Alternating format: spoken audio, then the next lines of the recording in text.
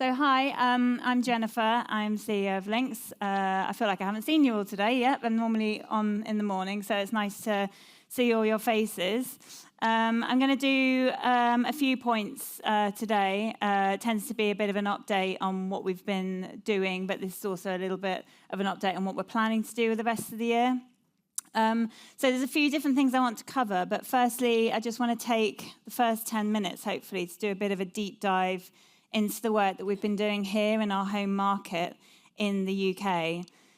So if you remember from the presentation at, was it either the last one or the one before that, the first objective of our 3-year strategy really focuses on UK growth and what more we can do in the UK home market. So this takes lots of different forms, really. So there's sort of keeping an eye on the competition and making sure that we stay relevant and that we stay delivering value. There's growing presence in London and Manchester and elsewhere across the UK. But importantly, it's about really enhancing that member engagement with the members in the UK and the partners here, the data center partners, the reseller partners, the new product partners, that kind of thing. And also making a point of really getting out there and raising our brand in the UK, in London and elsewhere. So far this year, up until June, we completed the migration of the LON2 network, which you'll hear more about later on in the afternoon. I think the technology team are coming up. This is a really great migration, massive infrastructure that our team just quietly get on with and upgrade, and just that in itself is really worth talking about, which is exactly what they're going to do later, hopefully. We've been supporting lots of events across the UK as well, including continued support for Net UK, which is happening in a few weeks. I think there are some little business cards out on the table if you want to find out more information about that event. We're really proud to be supporters of that. We've been attending events up in Manchester, and we did a big presence in Ripe in Scotland recently as well. And getting out there, talking to the data centre partners, talking to future partners, all over the country. So really seeing what more we can do to support the members here in the UK to help build a strong, resilient UK moving forward, without sounding too much like a politician. Strong, resilient UK digital infrastructure moving forward for growth in the coming years. So with that in mind, we just wanted to talk to you today about something that we're introducing in London. So we're very aware, with all that member engagement we've been doing, all the budgetary pressures that all of us are under at the moment. So we've managed to take a look at what we can do to give back to the community, look at what more value we can give back to the members who are connected in London and the future members who want to connect in London. And we've got the benefit of having these two big lands, these two big infrastructures in London, which really puts us in a unique position, not only in the London market, but globally as well. There aren't many IXP operators that do that in one metro area. So we'd like to encourage all the members to build resilient networks with sufficient capacity to grow and accommodate the increasing traffic moving forward. So we've introduced a new pricing for the London lands. So for members who have got services on LON1 who mirror the exact same service on LON2, those members will receive a 60% saving on the LON2 service. And all this is going to come into effect from the 1st of July. So if you already, say, for example, have a 10 gig on LON1 and a 10 gig on LON2 that has 10 gig peering on both, from the 1st of July, you'll see 60% off your bill for the LON2 service. So if you already have that, great, you don't have to do anything. Our incredible software and billing teams will just ping it all across, won't they, Lisa? That will all just come through in the next quarterly billing or monthly billing. If you'd like to take a look at how your network is sort of set up in London, and you've got services on LON1 and you want to look at taking extra capacity, maybe in time for the World Cup, if you want to look at that before the next couple of weeks. I know their first game is tonight, but we did try and get this out in time for anybody who needs extra capacity for that to a certain extent. So if you've got connections on LON1, you're looking at ways of really building that resilient infrastructure for your network moving forward for more capacity in London, then you can take an additional service on LON2 for 60% less than the current price that it's at there.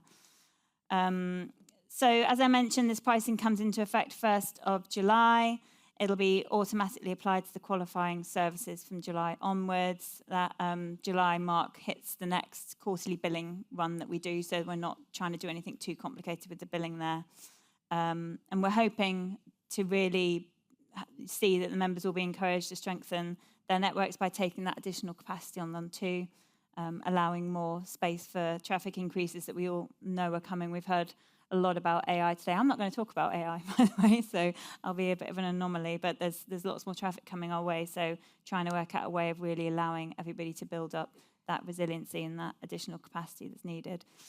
So there's lots of staff around the room today. There's lots of staff who will be around tonight and also tomorrow. If you want to ask any questions about this, then please do come and find one of us. We'll also be sending out some emails with some more information over the coming weeks.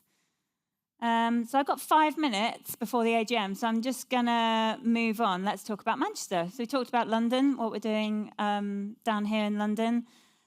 So staying in the UK was that first strategic objective, but we can't have a presentation without talking about Manchester this year. We're very pleased with it.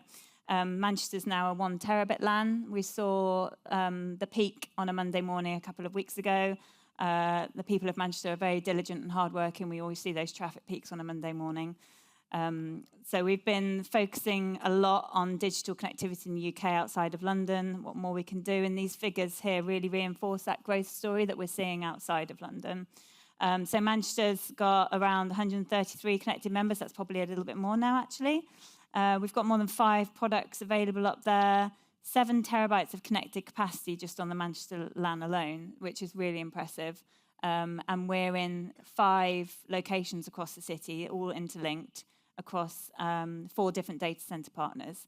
So we saw really great growth from Luna Digital last year, for example. They were a optical POP for a long time, and then we upgraded them to be a full site. So yeah, it's all going well up in Manchester. I know that graph is very difficult to see, but it's just another traffic graph that says over 1 terabyte. I'm sure you've seen them all before. So just looking at that in a little bit more detail, because I love a traffic stat. When we look at the traffic patterns, we can clearly see the increase localization of this digital consumption that's going on there. So Tim pulled these graphs together for an event we're doing in Manchester, and they're so good, I had to show them twice. So this is a growth over the years. So the bottom line is 2023, the green is 24, then 25, and then the red is what we're seeing this year. But this was, a couple of months ago now, probably wasn't it, Tim? So now we'd be seeing that terabyte. So you can see the obvious growth over the years, but what's really interesting to see here is that you're seeing the traffic level out throughout the day. So in the early years, it was definitely those morning peaks, but now we're starting to see those evening peaks in Manchester and that real consumption of content in the evenings as well. So yeah, it's good to see. You can see that there's obviously a growth outside of London that we're seeing here. So any metro area we know that's supporting an IX of 1 terabit plus really shows potential for growth opportunities and further support there.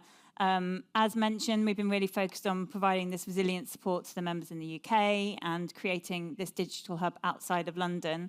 We've been speaking to members and partners at the events in the beginning part of the year in Manchester, and there's been a real interest for us to do more up there. So opportunities like this are really aligning with that first strategic objective. But now we've got this milestone of Manchester reaching this 1 terabit. We're speaking to more huge networks who are coming in there. We really think there's an opportunity for something more resilient in Manchester to support the infrastructure there. We're still in the early stages of figuring out what that is, but we're definitely keen to look at what more we can do up there, whether it's building more infrastructure to mirror the existing Manchester LAN, pulling in more metro areas, different data centres. So I just wanted to make everybody aware that we're very focused on that northern corridor, as I like to call, across the Pennines and Manchester, Liverpool, Newcastle, all of that. We've been spending a lot of time looking at that. But Manchester in itself, I think we're looking at doing something additional up there. So long and short of it is, we'd like your feedback, we'd like your ideas about what's going on up there. So please do come and find one of us today, tonight or tomorrow, and tell us what you think. What do you think we should be doing in the UK outside of London? So I've talked a lot about the UK, and I just wanted to touch on what's going on elsewhere. So another one of the objectives is global reach. So let's just take a minute to have a quick look at what's been going on elsewhere.